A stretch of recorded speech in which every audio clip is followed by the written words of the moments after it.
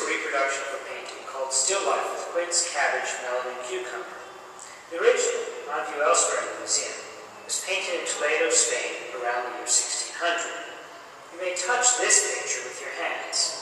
As you do, you'll hear the name of each part that you touch. Keep touching any part to get more information. As you explore each part, you will learn about various aspects of Sánchez Cotán's masterpiece, one of the San Diego Museum of Art's greatest and most important paintings. Now, touch anywhere to begin, or wait a few seconds to hear a more in-depth discussion of the painting and the artist. The cucumber. The melon wedge. The melon. The cabbage. The cabbage twine. The quince. The quince leaf. The quince twine. The cabbage twine. The window.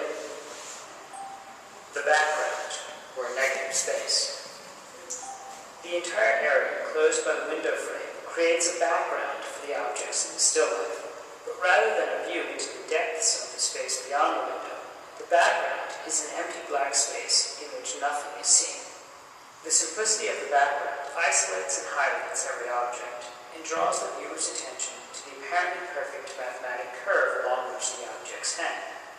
This curve, variously described as hyperbolic, parabolic, or catenary, has been noted as evidence of the artist's interest in Neo-Pythagorean mathematics.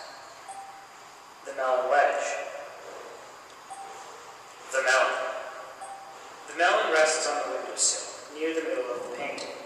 The rough exterior skin of the melon wraps around the lower portion. Someone has removed several slices of the fruit, and one of these slices can be found sitting on the windowsill to the right. With the slices removed, we can see the interior core of the melon, with its rough texture of seeds and fibers. Find a single seed above and to the left of the core. This single seed, frozen in time, appears to be sliding down the smooth flesh of the melon's interior, floating on a layer of juice. The cabbage twine. The length of rough twine suspending the cabbage extends from the top of the painting down to where it is tied to the cabbage with a small bow. About 2/3 of the way up to the top, the twine passes behind one of the quince leaves. Viewers of the painting might wonder whether the twine hangs from the top of the window opening, or whether the cabbage hangs in front of the window. The artist seems to create a deliberate spatial ambiguity. The window. The window opening wraps around 3 sides of the painting and aligns with the painting's frame. Notice the sharp, continuous edge running along the bottom of the picture, which represents the front edge of the windowsill. Observe the subtly sloping surfaces that represent the window's sill and jambs as they recede into the room's interior space. The melon slice, and the cucumber all rest on the stone windowsill. The cucumber.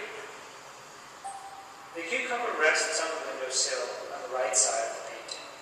The cucumber extends toward the viewer, and the front edge hangs slightly beyond the edge of the windowsill. Notice the very bumpy texture of the cucumber.